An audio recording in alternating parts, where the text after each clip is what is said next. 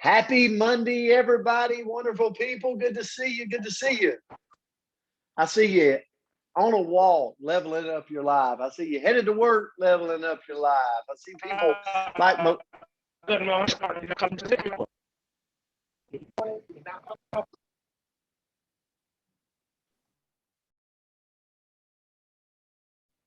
all right. Happy Monday. Big waves to you. Good to see you. Good to see you. Good to see you. Yes, yes, yes. Well, I want to tell you, super excited for this week. We're going to have an array of topics. We're going to have some guests join us this week, and it's going to be a great week to be on the Coach's Corner.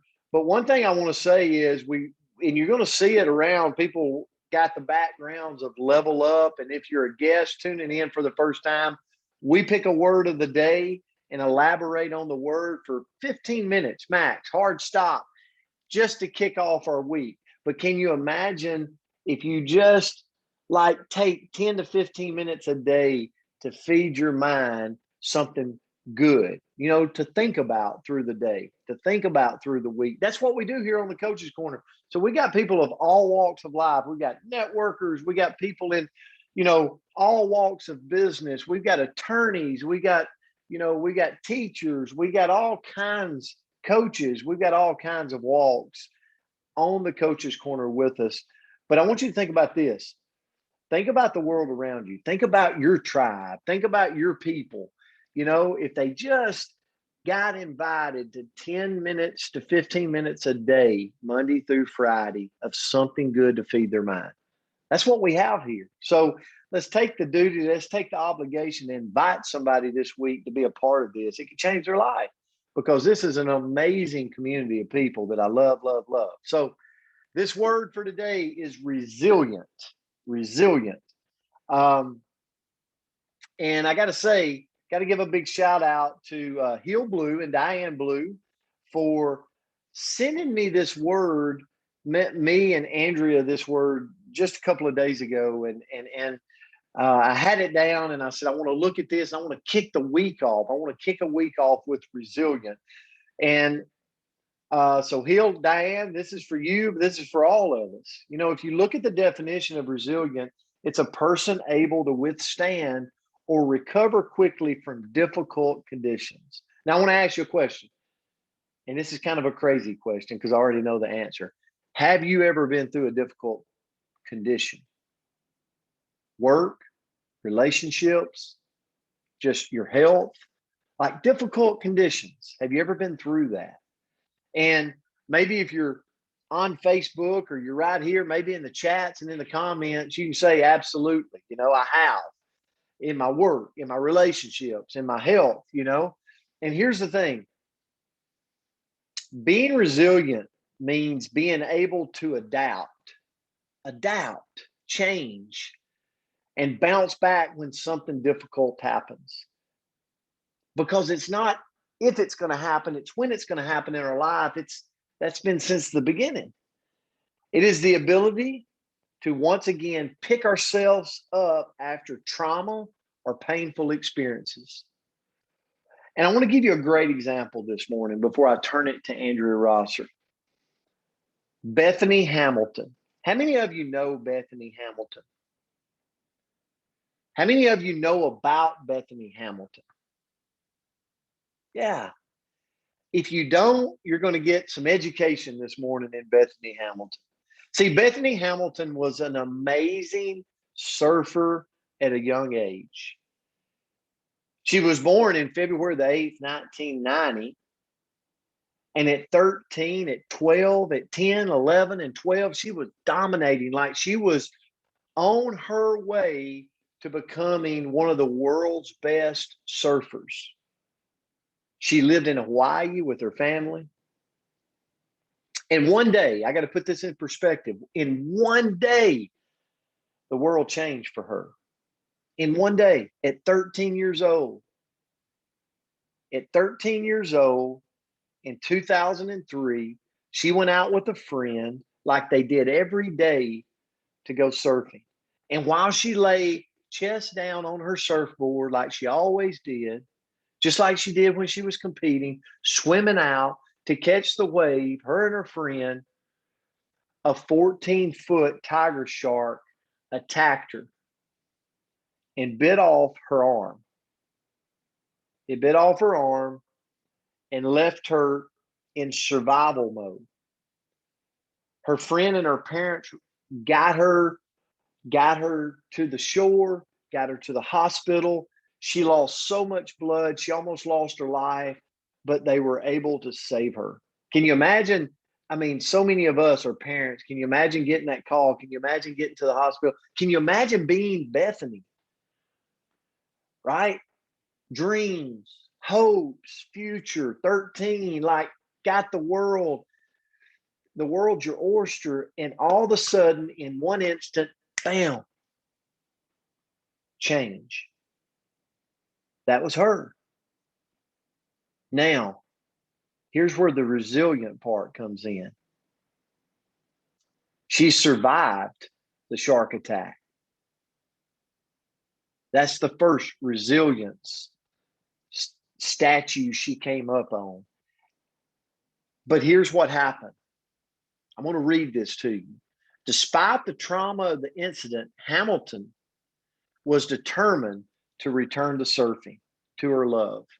1 month after the attack, can you imagine having the courage to go back out? She returned to her board without an arm.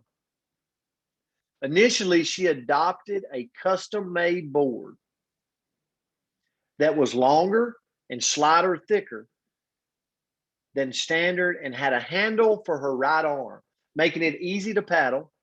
And she learned to kick more to make up for the loss of her left arm. After teaching herself to surf with one arm, she returned to surfing November the 26th, 2003, just 26 days after the tiger shark attack, and entered her first major competition January the 10th, 2004. Now, for a lot of you, you know that in 2004, she wrote an autobiography called Soul Surfer. Soul Surfer. If you haven't ever gotten it, Andrea, we're going to see if we can give this to somebody today. Soul Surfer. She wrote it in 2004. She returned to surfing 1 month after the shark attack. Designing a board, going, you know what? I'm going to change, right? Remember the definition of resilient, a person able to withstand or recover quickly from difficult conditions. You think that was difficult? Have you got difficult things in your life going on right now, or maybe in the past, or maybe in the future? Here's the thing. Change, pivot, figure out a way. That's what Bethany did. I'm going to show you this picture right here.